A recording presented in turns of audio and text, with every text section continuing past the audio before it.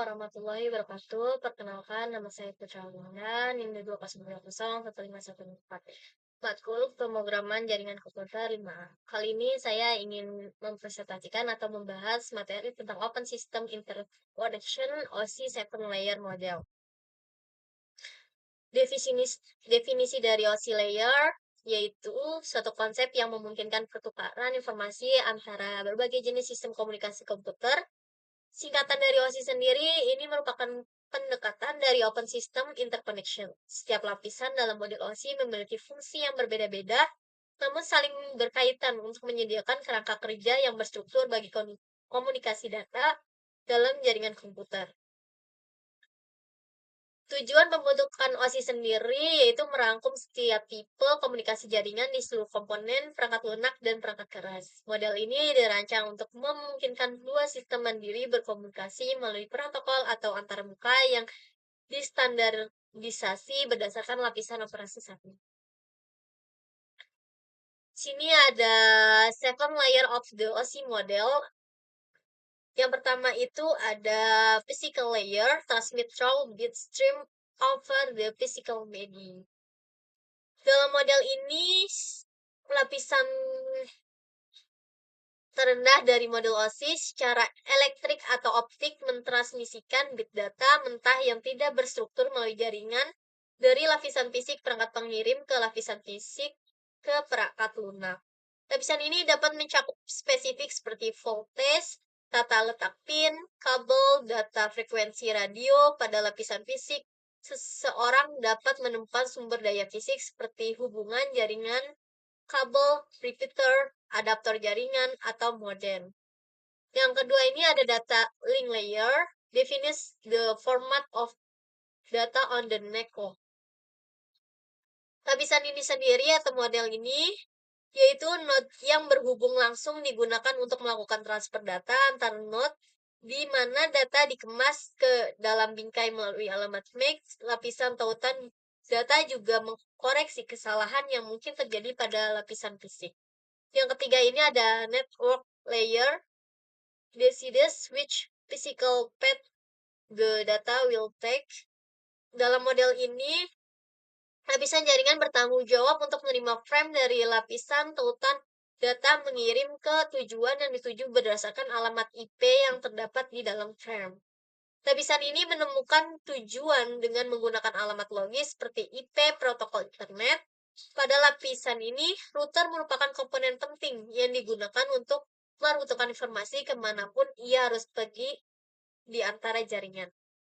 Yang keempat ini ada transport layer, transmit data using transmission protocol including TCP and UDP. Dalam model ini mengelola pengiriman dan pengecekan kesalahan paket data, lapisan mengatur ukuran, urutan, dan akhir transfer data antar sistem dan host. Salah satu contoh lapisan transport yang paling umum adalah TCP atau Transmission Control Protocol. Segmentasi paket terjadi pada lapisan transport untuk memastikan pengirim paket yang efisien, tidak terlalu besar, kelebihan kapasitas, atau terlalu kecil, tidak efisien. Yang kelima ini ada system layer, maintains connection and is reversible for controlling port and session.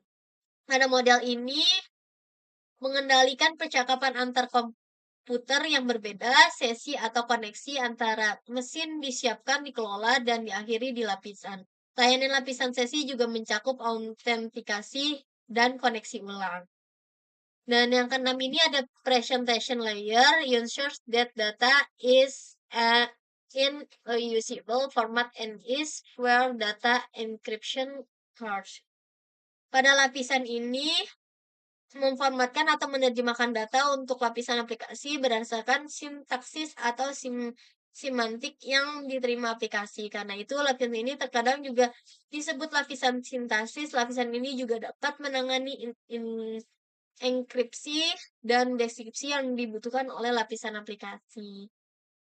Nah, yang ketujuh ini ada application layer, human computer interconnection layer, where application can access the network service.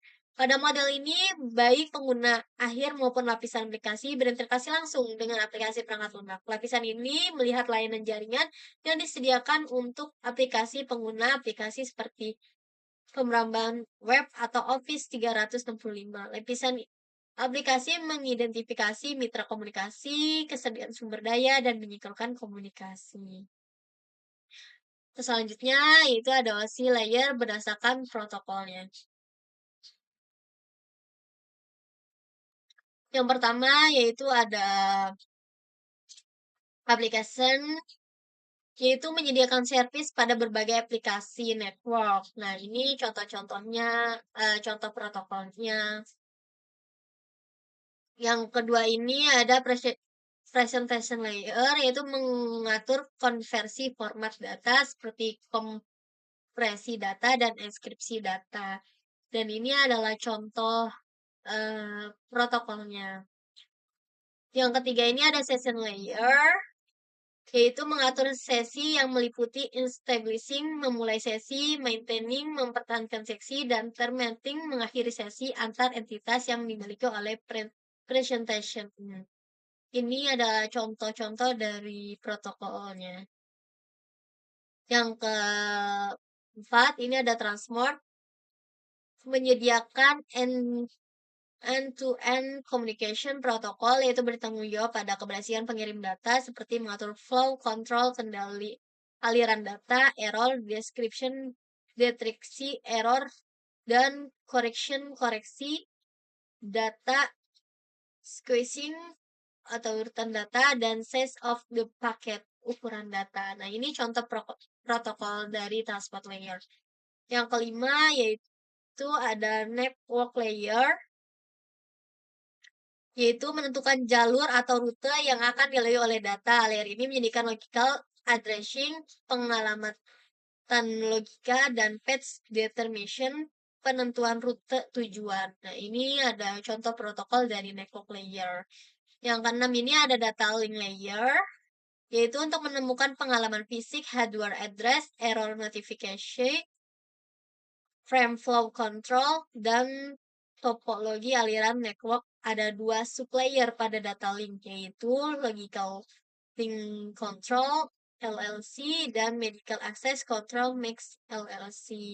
Itu untuk mengatur komunikasi seperti error, notification, dan flow control. Sedangkan make mengatur pengalaman fisik yang digunakan dalam proses komunikasi antar adapter. Nah, ini contoh dari data link layer. Contoh protokol. Nah, yang ketujuh ini ada physical layer, yaitu menentukan masalah kelistrikan, gelombang, medan, dan berbagai prosedur fungsi yang berkaitan dengan link fisik seperti besar tegangan, arus listrik, panjang maksimal media transmisi, pergantian fasa, jenis kabel, dan konektor. Dan ini adalah contoh protokol dari physical layer. Oke, next, yaitu kesimpulan dan penerapan OSI model. Dari yang sudah dibahas, kesimpulan dari penerapan OSI model sendiri ini berfungsi sebagai standar dan komunikasi jaringan komputer dengan lapisan OSI layer seluruh komponen dan protokol jaringan komputer mudah untuk dipahami dan dimonitoring lapisan ukuran proses komunikasi dalam jaringan komputer. Cukup sekian penjelasan dari saya tentang OSI. Kurang dan lebihnya mohon maaf. Assalamualaikum warahmatullahi wabarakatuh.